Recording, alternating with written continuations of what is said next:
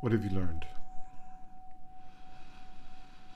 I had a dream this week, and the message, I don't remember the details, but the message was kind of something like, you're going the wrong way.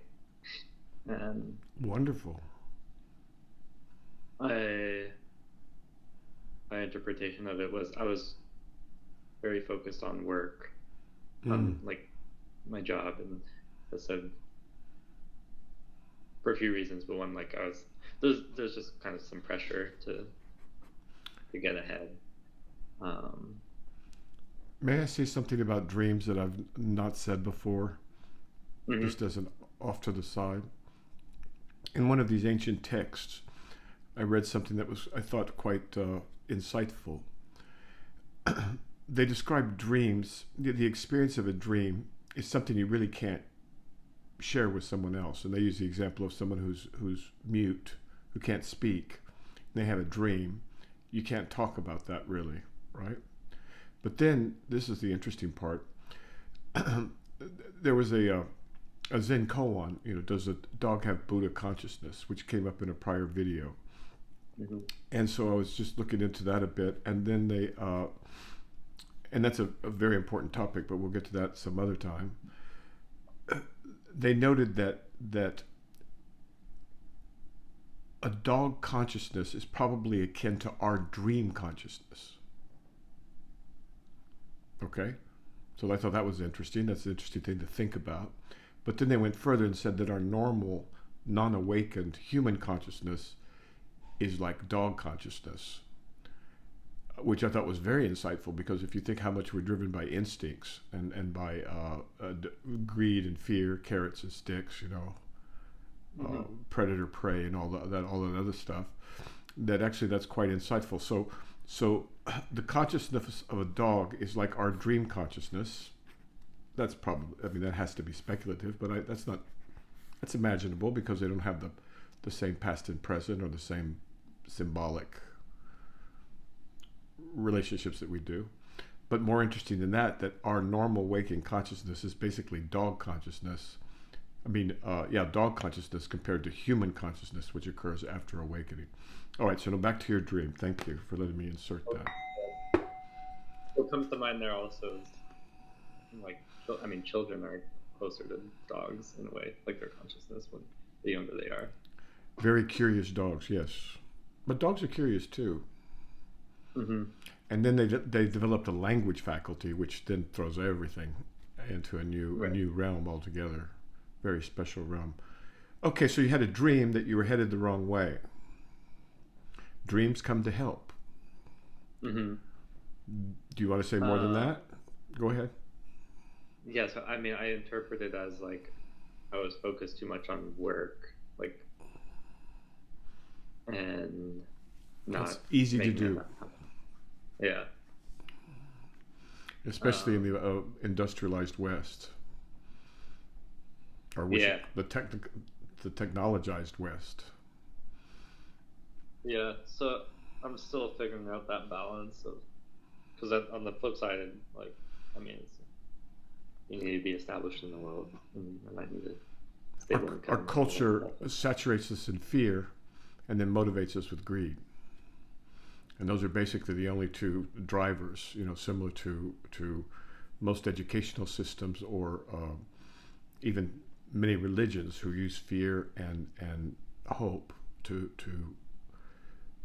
motivate people. But Mm, we're not donkeys, hopefully, we're not asses. And so to move beyond carrots and sticks, hope and fear as your motivators, I'm speaking grossly, right? I mean, yeah. you can't live without either one of them. But to move Right. beyond that, to move beyond the conditioning that occurs incessantly in our culture, is a large part of the struggle. So go ahead. Um, so yeah, I guess I'm still struggling with that. It would just like there's always more work to do. There's always more I can do, but I need to, you know, put boundaries on it or set time aside everything else, and especially. What one might do is say, what I want to do is do whatever I'm doing as well as I can. Mm-hmm. And that will automatically force a balance, right? Because if you're overworked, you can't do as well. Right. Now, there's a time to work hard, but when you start getting sloppy, or you start getting careless, or you start just glazing over things, then you know you've worked too much and you need a break to do something else. Mm-hmm. And vice versa. What do you mean vice versa? Well, let's say you're reading Sutra, Mm-hmm. and you've been reading it for, like, say, 3 hours, and now you're starting to just glaze over the text, and it's not, when it's not working. Well, then maybe it's time to go do some work, go mow the lawn or something. Right. Do you see what I'm saying? Were there anything about your dream that made you wonder if your interpretation was correct? I don't remember the details, so. Okay. Yeah. Well, dreams come to help. One. It felt like, at the time, it felt obvious that was like almost like a warning of some sort of. Yeah. Or just like. Probably was. Pay attention. Good. Dreams are to be interpreted. That's a very useful window that we have into our unconscious or subconscious or preconscious, however you want to formulate it. But eventually, with evolution of your consciousness, then the unconscious will be conscious anyway. So, well, good.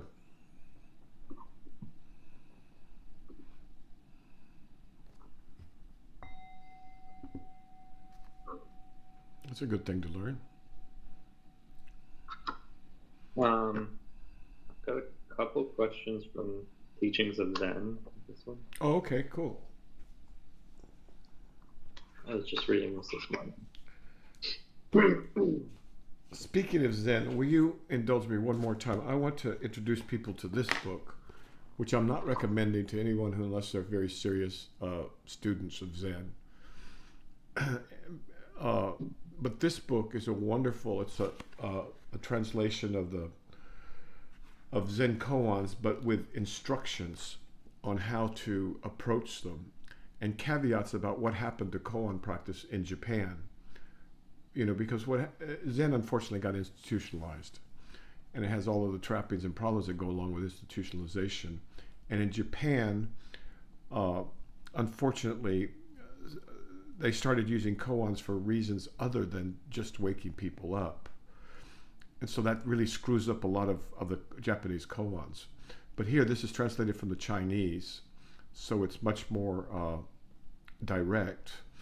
And in this book, Clary very beautifully describes how to use koans, how to use this collection of koans, and the clarity of thought and the clarity of the educational project, and the understanding, the very clear consciousness of what they're trying to achieve and how they're trying to achieve it with koans. It makes koans kind of the opposite of the joke people make about koans, like, oh, you'll never understand them, or they're just ridiculous. They became the butt of jokes, which is hideous because they're very exquisite instruments. And so this book, Unlocking the Zen Koan, from 1999, recent in my world, highly recommended for more advanced folks. All right, Teachings of Zen. This is pretty advanced too. Teachings of Zen. This is a selection of Zen sayings and aphorisms and just quotes from the canon, selected by Thomas Clary specifically for people in the contemporary age. And so it also is very, very useful, if not as comprehensive and systematic as this one. But they're both highly, highly recommended. I'm really afraid that we're going to lose all this in the chaos and the wholesale ignorance. The failure to educate young people in some of the treasuries of human civilization, and everything's just being thrown out, and lost in our frenzy to make something new with AI or something, but we do that at great peril. And remember, the Chinese burned their libraries. The Greek libraries got burnt. The Germans burned a lot of things. It's a bad thing that happens in civilizations from time to time. So we really want to preserve this, if at all possible. No, we have to preserve this. All right, go ahead. Thank you for letting me do my little thing. Don't you think it's easier to preserve things now that everything's digital? Well, there's as Idris Shah, the Sufi, I think pointed this out very well in the middle of the 20th century. For the first time in history, we have all of this information that we can get to, right? In the old days, it was, it was in Chinese or Sanskrit or in, 16th century English or something like that. So now we have all of the information available, but we don't know what's valuable and what's not. So we're drowning in information and lacking insight and the wisdom to understand what's truly, truly beyond price. This is like the Mona Lisa, right? But people don't know, right? And so like hundreds of Van Goghs are just thrown in the garbage because people don't know. They have no way of telling. So we're drowning in information and we don't know where to get wisdom. And this is clearly one of the sources, pure sources. So that's what we have to guard against in the coming chaos or in the current chaos. And at different times of history, different religious, see, this is Buddhism. Buddhism kind of, has survived and done fairly well. But remember, in China, they destroyed all religious texts of any sort. And then there were times when the Taoists or the Buddhists or some faction or another decided the other one was no good and they wanted to destroy all their literature. And this happens repeatedly in human history. And it's tragic. So the way to salvage it is to mark it in the sea of information that we're drowning in and say, hey, mark this one for saving, for preserving, for not letting it get corrupted. Because an AI will corrupt it in a heartbeat. There's no way an AI is going to understand that. It requires true consciousness to understand these materials. And so there may be another reason why it's important to protect, in that in times of catastrophe, these have keys to unlock other huge bodies of literature that otherwise just don't make any sense. Right? So that's part of the endeavor here, is to try and make sure these don't get lost. Some of them are going out of print.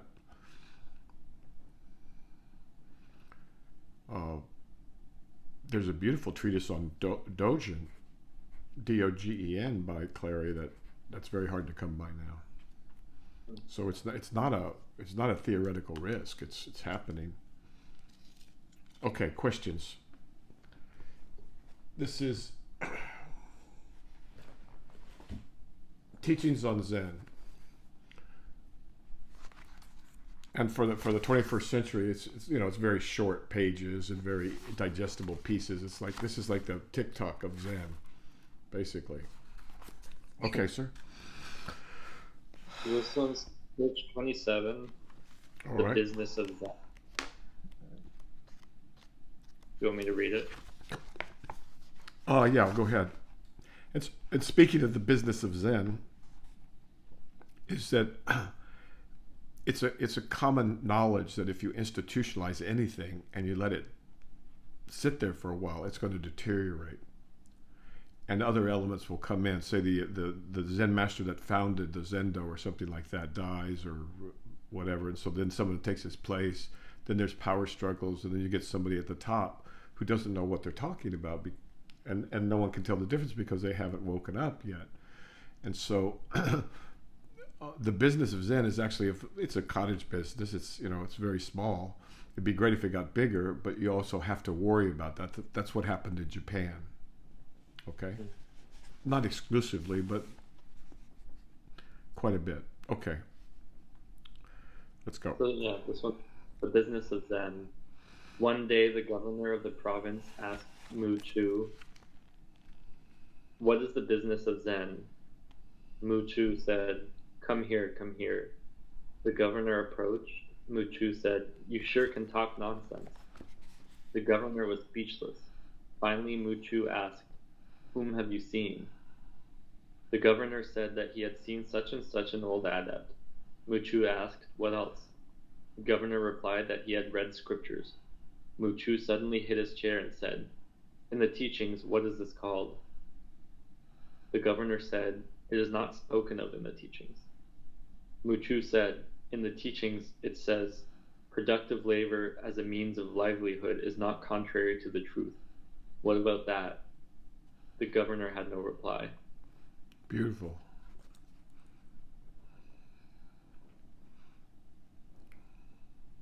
So I don't really understand it.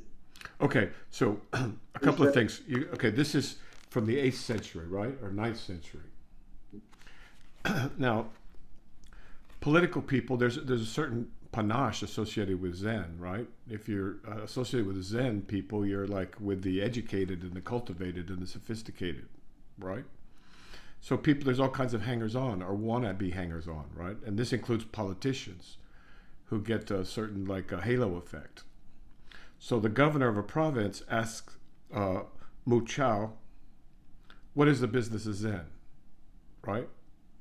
But he's probably asking in a way like that's either that betrays what his true interests are. Or maybe he's saying something sarcastic about the fact that Zenists at certain times they would get together in hermitages to run their own farm and they wouldn't do anything really for anybody else. And at the higher levels, some of them didn't even work, right? And so he said, he confronts the governor and says, "You sure can talk nonsense. I mean, what are you spouting? You know, that's ridiculous. Whatever, you know, your attitude or your question betrays something, a lack of understanding, or maybe he probably is like trying to subtly diss the Zen people for not working. They're acting like royalty or something." But the prestige of the Zenists is such that they can literally tell a governor or a king. There's been instances recorded where a Zen master slaps a king right outside the head, right? And so that's the level of prestige they had in society. Okay. And then so Mu Chu says, "Well, who have you seen? What teachers have you been to before me?" And the teacher says he'd seen such and such an old adept. And then Mu Chu says, "What else?" And the governor says, "Well, I read some scripture." Mu Chu suddenly hit his chair, and he said, "In the teaching, what is this called?" When you hit a chair, or he could have hit him over the head. "What is this called in your teaching?" And the governor, he's never penetrated that far into Zen. Not that any of those things are particularly important, but they're actions in the present. So basically, I mean, I'm going to oversimplify it and make a teaching point of it, a simple teaching point. He does something in the present and asks this guy, "Well, what is this in your school, the schools that you came from?" The governor doesn't know his rear end from a hole in the ground, right? And then he says, "In the teachings, it says productive labor as a means of livelihood is not contrary to the truth. What about that?" He says, "So governor, if you're implying either by your life or insinuating that we don't work because we're so, enlightened and evolved, well, you've got another thought coming. The scriptures say an honest livelihood is part of this trek, part of this journey." Are you following that? So it's like a teaching to make sure that people understand that going to a zendo and staring at a wall in I don't know, 15th century Japanese robes or some imitation thereof is not Zen. Zen includes work and in the world. It includes being in the world and honorable, occupations to make a living and to support yourself and to support the community. So I think that's when the business of Zen, he's just pointing out that that is also the business of Zen, and the script that's very, very, it's gone over and over and over in the scripture. In Avatamsaka, they specifically talk about all the different occupations that people have. So, so there's a common misconception that the Dharma is a way to escape life. Mm-hmm. I'm going to become a Buddhist and I'm not going to deal with the world. But that's not what it is at all. That's just a misunderstanding of it. Does that make sense? Yeah. Yeah, that was very common in the 60s. People would drop out. What is it? Tune in, drop out, and... That was the acid guy, wasn't it? Yeah, something like that. But the whole ethos of, look, I'm not going to work. I'm not going to be part of society. I'm going to go just be a holy man in India or on a commune. At least in the communes they worked, right? They had to work to raise food. Right. But you get the drift, right? Does that make sense? So that's what I mean, but this is very concrete. Not all of it, but a lot of it's very concrete. That's something like that. Now, I wouldn't be surprised if we knew more about this particular Zen master, which you can learn, by the way, from other texts. And there's a story behind that too, but that's not essential for this particular level. Right? It's just might say why he was interested in talking about people at work. Maybe he had a particularly wealthy Zen hermitage or something. Because remember, these were patronizing and they ended up getting support from the state, which is kind of shocking to think about, but very common with religion. Right. Okay, sir?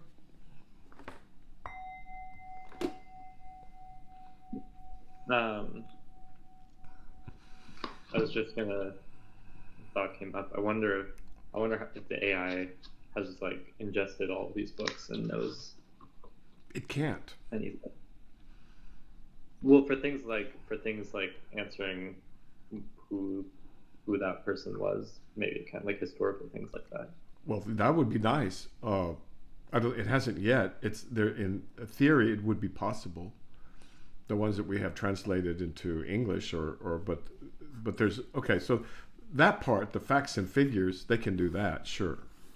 But an AI cannot do this work nor teach this work, which is something that people may want to consider as they're trying to plot out their lives. What am I going to do to be useful? Well, there is a tradition, several of them, that say they will make your life happier, more productive, more creative, more likable, more kind, more delicious. I mean, that's what they say and that's what they do.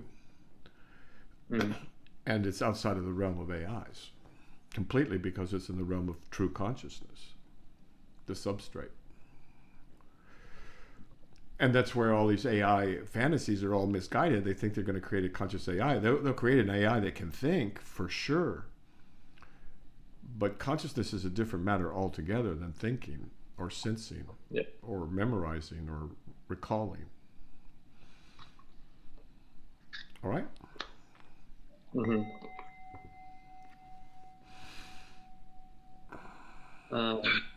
There's another one on page 16.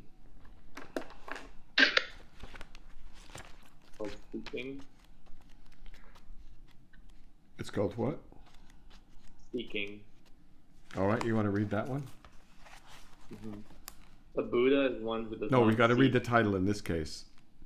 These are like Seeking. little chocolates that Clary's put together in a chocolate box. It's called Seeking. Okay, good. A Buddha is one who does not seek. In seeking this, you turn away from it. The principle is the principle of non-seeking. When you seek it, you lose it. If you cling to non-seeking, this is the same as seeking. If you cling to non-striving, this is the same as striving. Thus the diamond cutter scripture says, do not grasp truth, do not grasp untruth, and do not grasp that which is not untrue. It also says the truth that the Buddhists find has no reality or unreality. Okay, Pai Cheng. What's the And question? then the next one right after that is called liberation Why in don't you all read it places. again for folks? I mean, read it one more. Read this one more time too, please. Seeking. A Buddha is one who does not seek. In seeking this, you turn away from it. The principle is the principle of non-seeking. When you seek it, you lose it. If you cling to non-seeking, this is the same as seeking. If you cling to non-striving, this is the same as striving. Thus the diamond cutter scripture says, do not grasp truth, do not grasp untruth, and do not grasp that which is not untrue. It also says, the truth that the Buddhas find has no reality or unreality. Okay. Now the next one. It's called liberation in all places. This is what he's reading, like these little passages here, little paragraphs. Okay, go ahead. And it says, don't seek a Buddha, don't seek a teaching, don't seek a community. Don't seek virtue, knowledge, intellectual understanding, and so on. When feelings of defilement and purity are ended, still don't hold to this non-seeking and consider it right. Don't dwell at the point of ending, and don't long for heavens or fear hells. When you are unhindered by bondage or freedom, then this is called liberation of mind and body in all places. Okay. And then the next one, just for folks, so people know, the next one's called A Method of Awakening. All right? But go ahead. So we have two readings here, Seeking and Liberation in All Places.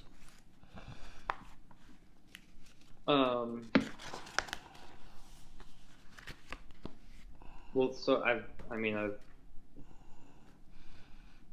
heard this sort of thing before, where I have this understanding that it's the act of seeking kind of, defiles the mind or clouds the mind. The striving clouds the mind, and so but if you actively not strive, it's like leaving the mind but coming in from behind. I'm right? sorry? It's like going out one door but then coming out from the back door, like. And you pointed to the back of your head? Yeah. So what, like thoughts coming in the mind and just going out the back? Is that what you're saying? I'm saying like non-seeking is it's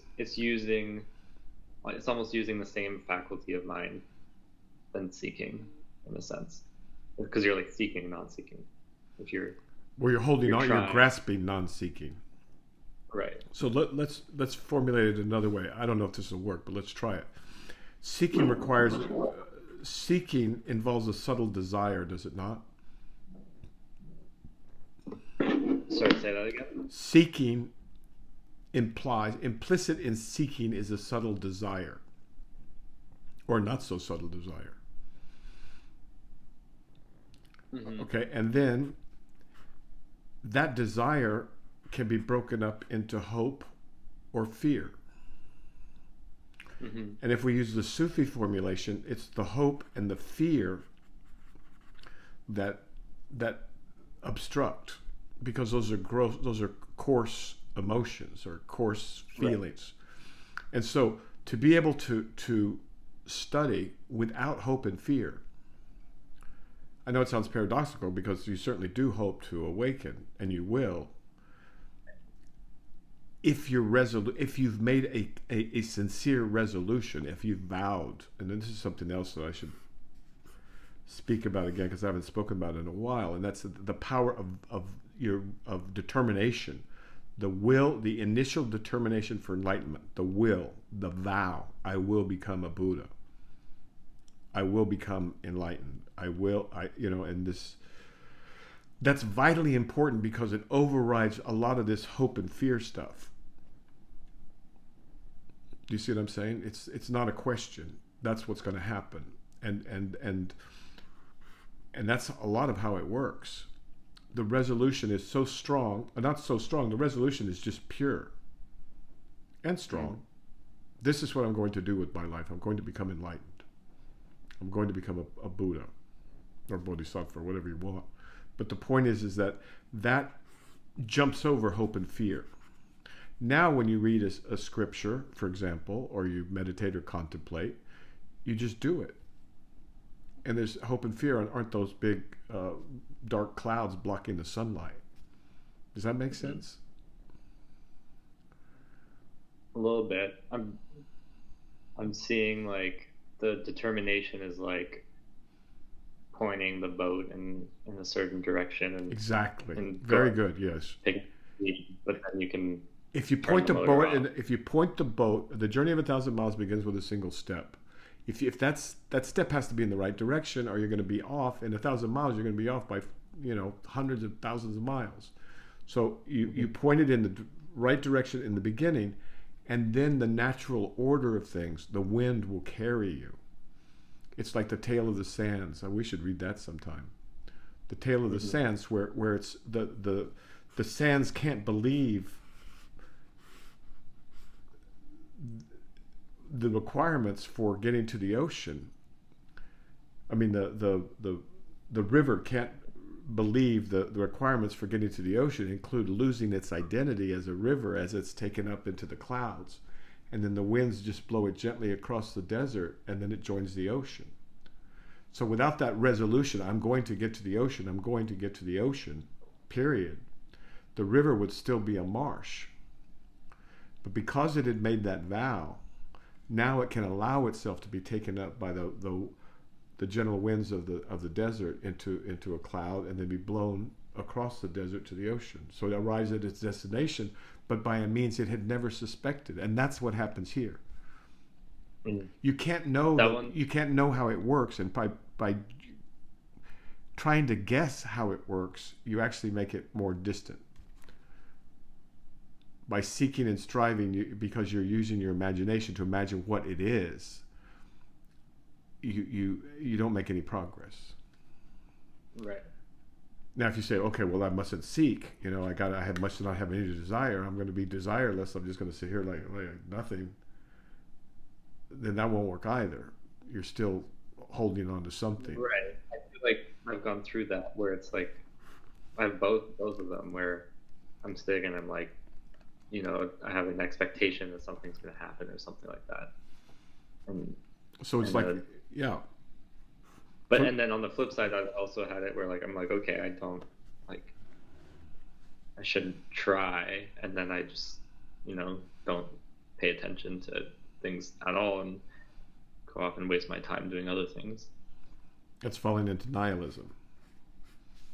So it's not too tight, not too loose, just like the archer. Okay, there's time when the coach will say, "Don't pull any tighter. Don't pull." There's times because it's already the bow is pulled too tight, or he'll say, "Loosen up,"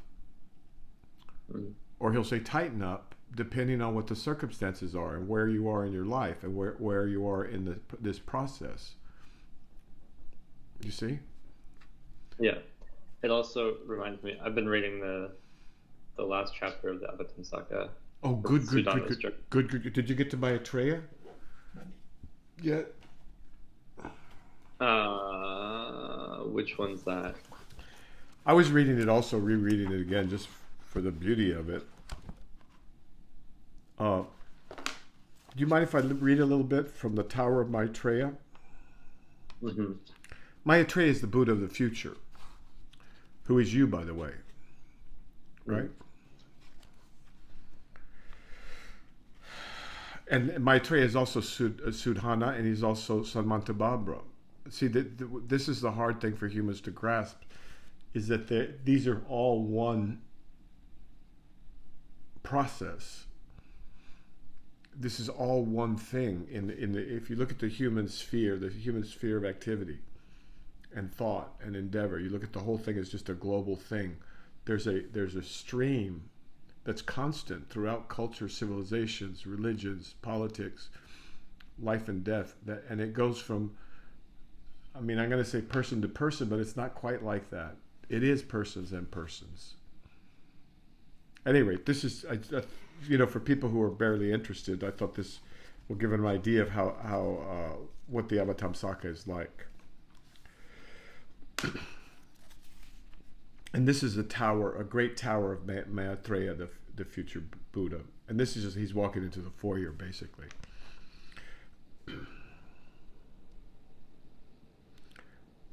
Also, you ask how an enlightening being is to learn and carry out the practice of enlightening beings. Go to this great tower containing the adornments of Vairocana and look. Then you will know how to learn the practice of enlightening beings and what kind of virtues are perfected in those who learn this. Then Sudhana, Sudhana is our young traveler through the Buddha, on the Buddha path. Then Sudhana respectfully circumambulated the enlightening being Maitreya and said, "Please open the door of the tower and I will enter." Then Maitreya went up to the door of the tower containing the adornments of Vairocana and with his right hand snapped his fingers. The door of the tower opened and Maitreya bade Sudhana to enter. Then Sudhana, in greatest wonder, went to the tower. As soon as he had entered, the door shut. So he walks into the tower and the door shuts. Do you have this text with you? What page? 1489.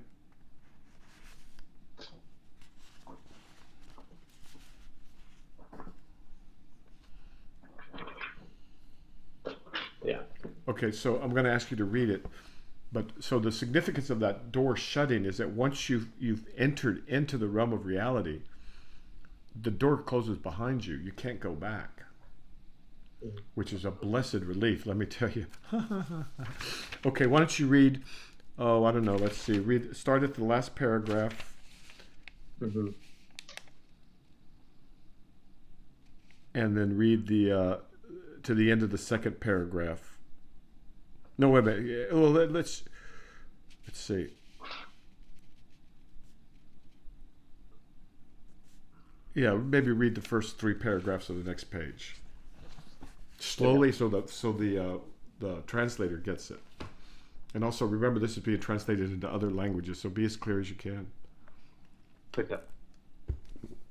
He saw the tower immensely vast and wide, hundreds of thousands of leagues wide, as measureless as the sky, as vast as all of space, adorned with countless attributes. Countless canopies, banners, pennants, jewels, garlands of pearls and gems, moons and half-moons, multicolored streamers, jewel nets, gold nets, springs of jewels, jewels on golden threads, sweetly ringing bells and nets of chimes, flowers showering, celestial garlands and streamers, censers giving off fragrant fumes, showers of gold dust, networks of upper chambers, round windows, arches, turrets, mirrors, jewel figurines of women, jeweled chips, pillars, clouds of precious cloth, jeweled trees, jeweled railings, jeweled pathways, jeweled awnings, various arrays of the floor, chambers of jewels, jeweled promenades, rows of golden banana trees, statues made of all kinds of jewels, images of enlightening beings, singing bird jewel lotuses, lotus ponds, jewel stairways, grounds of masses of various jewels, radiant gems, arrays of all kinds of jewels. Also, inside the great tower, he saw hundreds of thousands of other towers similarly arrayed. He saw those towers as infinitely vast as space, evenly arrayed in all directions, yet these towers were not mixed up with one another, being each mutually distinct, while appearing reflected in each and every object of all the other towers. Then Sudhana, seeing this miraculous manifestation of the inconceivable realm of the great tower containing the adornments of Vairocana, was flooded with joy and bliss. His mind was cleared of all conceptions and freed from all obstructions. Stripped of all delusions, he became clairvoyant without distortion, and could hear all sounds with unimpeded mindfulness. He was freed from all scattering of attention, and his intellect followed the unobstructed eye of liberation. With physical tranquility, seeing all objects without hindrance, by the power of production everywhere, he bowed in all directions with his whole body. The moment he bowed, by the power of Maitreya, Sudhana perceived himself in all of those towers, and in all those towers he saw various, diverse, inconceivable, miraculous scenes. In one tower he saw where the enlightening being Maitreya first aspired to supreme perfect enlightenment. What his family was, what his basic goodness was, how he was inspired, how he was encouraged by spiritual friends, how long he lived, what age he lived in, what Buddha he met, what land he adorned, what assembly he was in, and what kind of special vows he undertook. He also perceived the length of life of the beings and the Buddhas of that time, and saw himself in the presence of the Buddha and saw all of his work.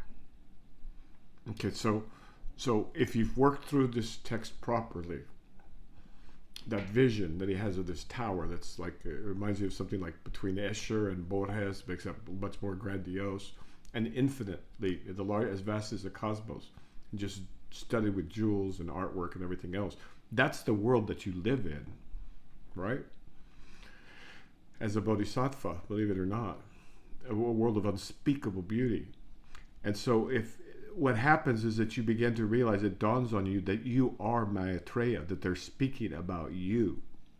But see, that takes real sincerity of intent in the beginning and being pointed in the right direction also.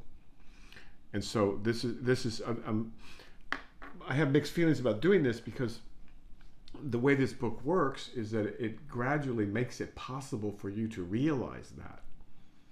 But not as what a fun fantasy belief or something like that, but no, understand the nature, the realm of reality, such you see how not only is that possible, that is inevitable.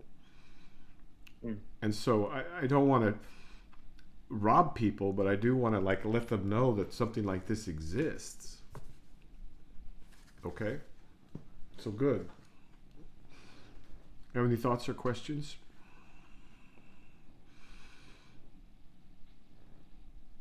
Not on that, no. Okay.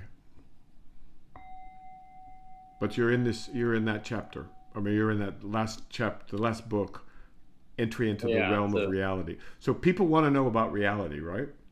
If they really want to know, they should find out. But also you can notice that it's constructed both as a hologram and a fractal, right? I still don't understand what you mean by as a hologram. Do you know what a hologram is? Fractal, yeah. A hologram, it's a 3D display. A reconstruction of something in 3 dimensions by splitting the light, laser light, and then reconstructing it. And so if you have an infinite arrays of mirrors, essentially, and they're each reflecting every aspect of everything else, and they're reconstructing this tower, this one tower, which is the size of, I don't know, this solar system. And then you have within every, later they'll talk about these little kind of like checkerboard patterns. You have another tower,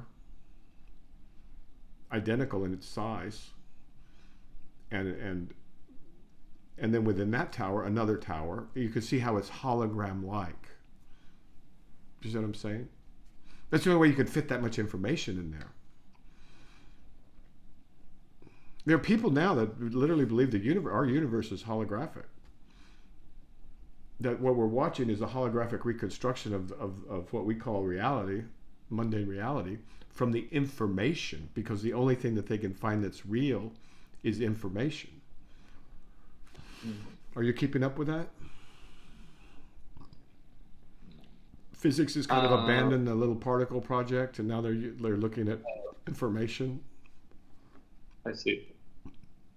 But the thing is that information has to exist in a substrate. That's consciousness. So it's like a hologram. That's all I'm trying to say.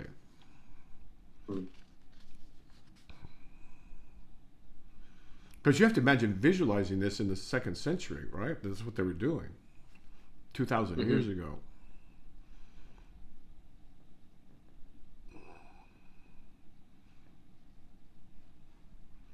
Do you know Borges' Tower of Babel, Library of Babel? The one with all the books with every combination of letters. And then there's the central column, and then I believe if you go off down the hallway, there's another column. Do I have that wrong?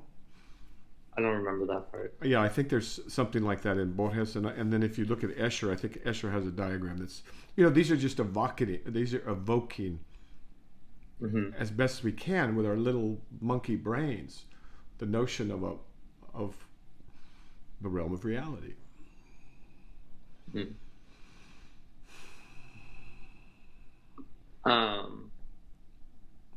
I was going to make a comment on Because for something practical from. purposes, every human consciousness is a cosmos, right?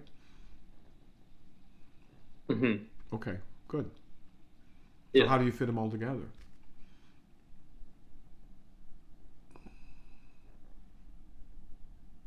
Those are the kinds of questions that should burn in your skull Mm. if you want to have a happy life. What's that? It's a great life, you know? I mean, these are the questions that matter, right? And when you're an old man, they're the only ones that matter. Believe me, you won't care about anything because you're facing eternity, right? So you're going to want to know. And so, you know, it's worth a lifetime to learn to grok this. Why do you think Socrates is dying with a big smile on his face? I didn't know he was dying with a big smile on his face. Oh, you should read it. Read The Death of Socrates. The death of Socrates? Yeah, I forget what book it's in. The Republic or the Apollo? I think it's the Republic.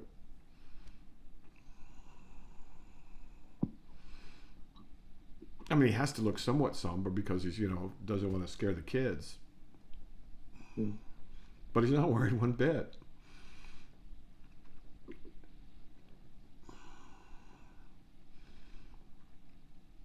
And for the Buddhists, you know, it's no big deal. Consciousness is not going anywhere. It's described in Plato's Phaedo. Oh, that's right. That's right. Spell it out for folks. Phaedo. Yeah, read it.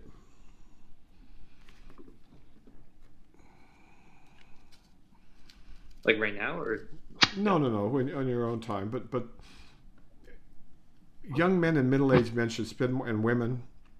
Forgive me, I'm from a backward culture. Should spend more time listening to old men that are dying. Seriously, because I mean they've got some perspective, right? mm-hmm.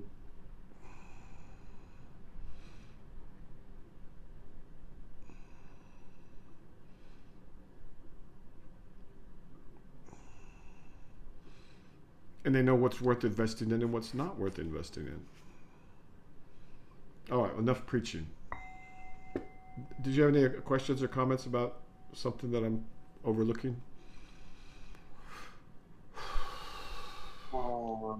The only thing I was gonna say with something I had read in the Avatamsaka in the last chapter is one of the teachers he goes to. He's asked to like dive into a pit of like flames or something. Mm-hmm. Forget what I was going to say about that, but something we were talking about made me think of that. But I lost it, I think. Well, it's an interesting free association. Well, maybe it'll come back to you. It was when you were talking about this story, the sands. Well, it felt like a pit of flames for this poor river that knew that it needed to get to the ocean, and it felt like it would be inconceivable he would be destroyed if he let himself evaporate into a cloud.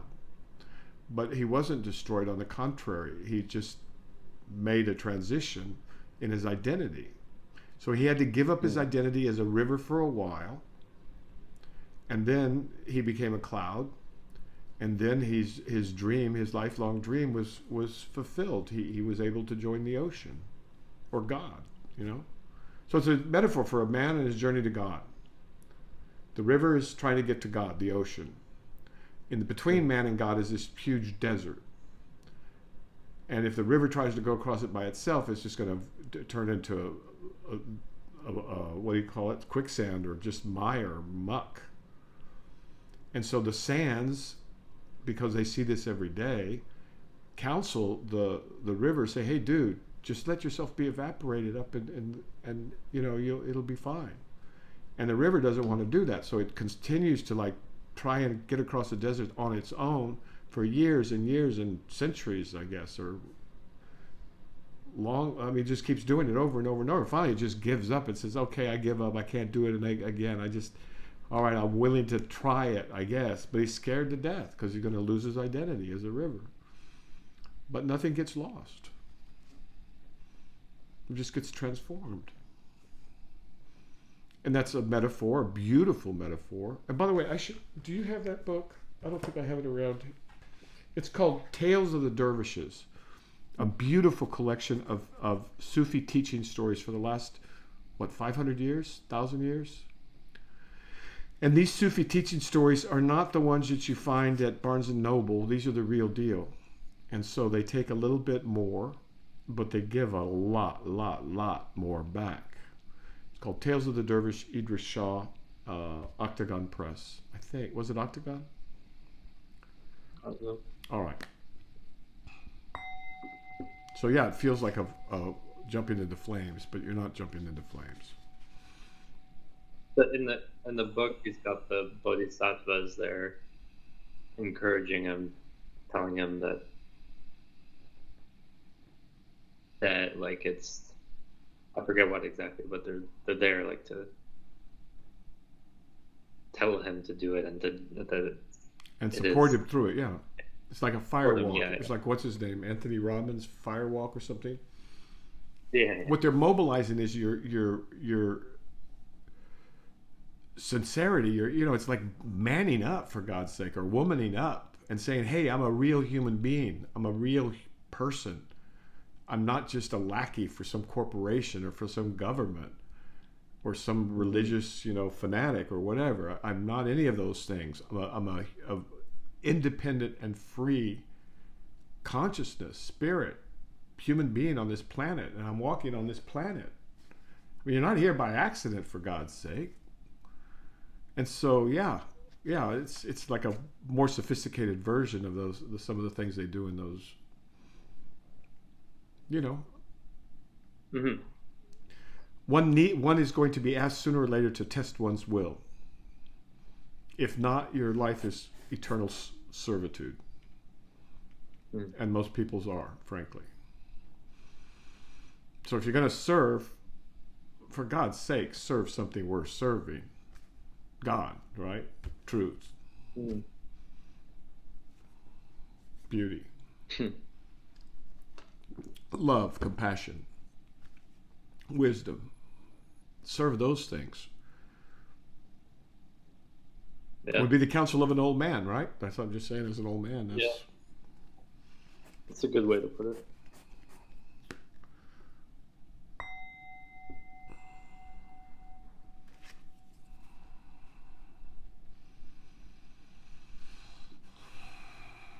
In one of the previous videos, the conversation, and you were asking if the I don't remember exactly what, but it was something like, is the I amness a thought? Remember that? Mm-hmm. Is that right? Is that the right way of putting it? It depends on who you're talking to.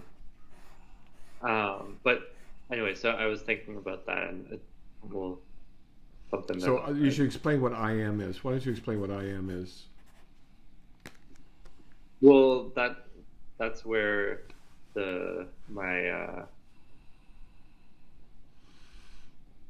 what my question is about, sort of, because originally I believe it came from the Bible, and someone's asking God about what he is or how he is, or some question like that, and he just simply says, I believe. Now, pardon me, I'm an American, raised in America, so as best I know, by Christians, he says something like, I am that I am. That's the best translation I have in English. Right? I am that I am. Now that got picked up because it's pretty catchy. And it also resonates exactly, I believe, with some Sanskrit and Hindu and Advaita notions of what it means to be God, or be God consciousness or something. I am. And so I think it's a very, very popular mantra. Mm. What do you think? Well, so when I think of like this I amness, and when I observe it, there seems to be like a few different things. Well, that's different observing than thinking or saying, right? Already it's different. Mm-hmm. So keep going. Well, there's some sort of like feeling of I amness that, or identity, of separateness that can. Of separateness. That's interesting. Where? Almost just like there's like a screen right here, and it's like there's, Okay. at least for me right now. What is that screen made out of? He made a gesture with his like a screen, like going in front of his, like down the middle of his head or front of his face. Was it in front of your face or was it in the middle of your head? Almost like through my head, like Okay. everything I right. see. Keep going. Keep going. So there's a separateness there. Keep going. Good. But it's a feeling, but then, so that I amness I can observe, but then because I can observe it, that means there's something, like what's the I that's observing it? It can't be the same thing. Excellent. Right? And therein lies the issue. Yeah. Good. And there's nothing wrong with it as a mantra. You know, sometimes people get a little carried away with it. I mean, I was a child of I came up in the 60s and I spent quite a bit of time in Marin. And I mean, people were wearing it as t-shirts or wearing it on their cap, you know. It became a real badge of, on the license plates, bumper stickers. It was a real marketing bonanza. But what is it really?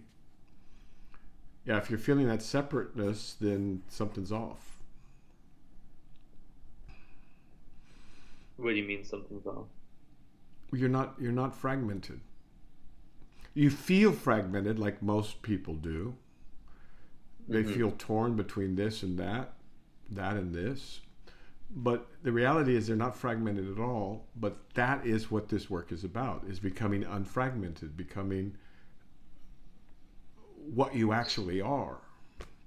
And not some imitation of what other people told you should be or what you want to be, or some fantasy about, I must be this or that or whatever. I want to be this. I'm Cleopatra reincarnated, or I'm Marie Antoinette or something.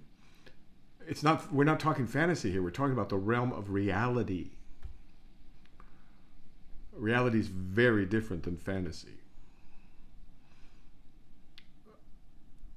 But, it's a step in the right direction. I'm not saying there's anything wrong with the whole I am movement, which has been going along for a long time. I mean, that's great. It's a good a mantra as any.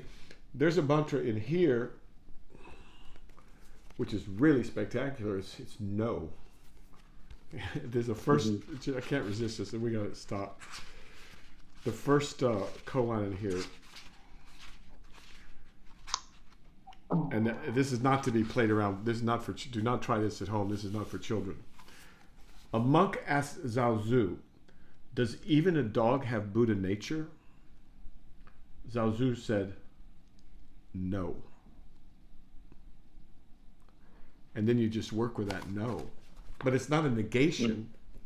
It's not. You're not talking about no. It's like something's not there, and it's not no like negative. It's something else. It's no. And it was translated as mu, I think, by the Japanese. But no works perfectly well. And you just work with that no for for most people, quite a long time. It's another way of keeping your mind, or Sufi remembrance, keeping your mind on the subject. A little bit more elegant than most, but because that no's used to stop the mind, to still the mind. But then you still have to see. So it's stopping and seeing. Okay, sir? Yeah. Anything else before we stop? No. All right, sir. Keep on trucking. Guard your mind out there. Thank you. They're going crazy, man. I don't know what they plan to do with the world once they've lied created a new false everything. Everything's fake. then what do you do after that? Where do you go from there? So keep to the center. That's all you can do, and that's what you should do, and it'll pass. It always does. All right, sir. Take good care. Ciao. Thanks. Bye.